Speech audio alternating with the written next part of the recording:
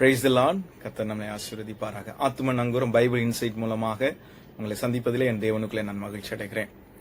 நியாயாதிபதிகளின் புஸ்தகம் 7ஆம் அதிகாரம் 18ஆம் வசனத்துல கிதியோனும் அவனுடைய படையினரும் யுத்தத்துக்கு போறாங்க. அப்போ அவங்க சொல்லுவாங்க, கர்த்தருடைய பட்டயம் கிதியோனுடைய பட்டயம், கர்த்தருடைய பட்டயம் கிதியோனுடைய பட்டயம் என்று சொல்லி அவங்க யுத்தத்துல ஜெயம் எடுக்கிறத நம்ம பார்க்கிறோம். அந்த காரியங்கள் நம்ம நன்றாக அறிந்திருக்கிறோம். கர்த்தருடைய பட்டயம் கிதியோனுடைய பட்டயம் என்று சொல்லி கிதியோனுக்கு யார் சொல்லி கொடுத்தாங்க தெரியுமா?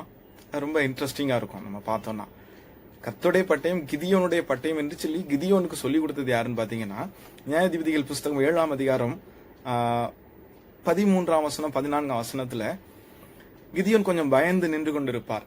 அப்போ கர்த்தர் சொல்வாரு, நீ இந்த இரவு மீதியானுடைய பாளையத்துக்கு போ அப்படின்னு சொல்லுவார்.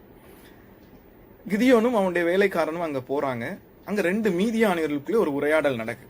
ஒருவன் சொல்றான், ஒரு வார்கோதுமை அப்பம் உருண்டு வந்து கூடாரங்களை பெயர்த்து போட்டது அப்படின்னு சொல்றான்.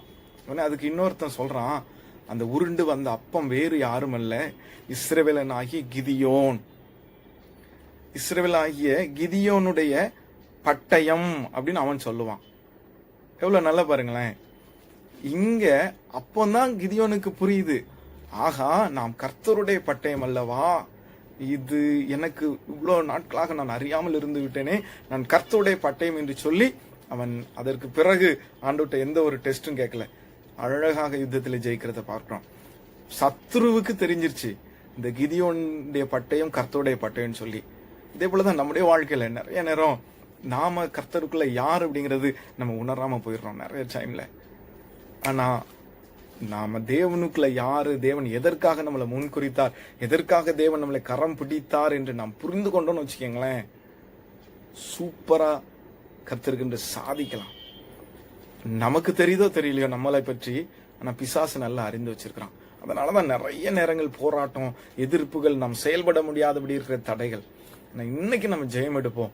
இயேசுவின் நாமத்தினால என்னுடைய பட்டயம் கர்த்தருடைய பட்டயம் தான், கர்த்தருடைய பட்டயம் என்னுடைய பட்டயம் என்று சொல்லி நம்ம மேற்கொள்ளும் போது, நம்ம ஜெயம் எடுக்கும் போது கர்த்தர் நம்மளை கொண்டு பெரிய காரியங்களை செய்வார். அழைத்தவர் உண்மை உள்ளவர், பராக்கிரமசாலியே பயப்படாத, என்னோடு கூட இருக்கிறேன், உனக்கு இருக்கிற இந்த பலத்தோடு போ என்று சொன்ன கர்த்தர் நம்முடைய கர்த்தர். ஆமேன்.